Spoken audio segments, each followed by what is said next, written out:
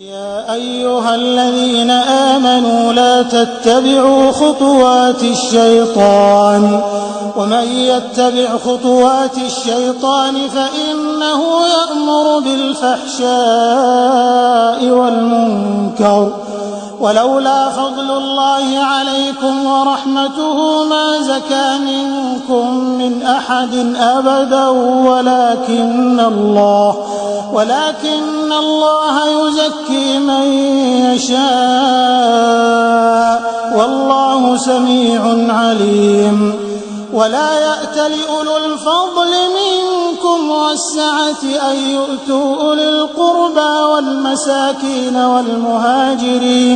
والمهاجرين في سبيل الله وليعفوا وليصفحوا ألا تحبون أن يغفر الله لكم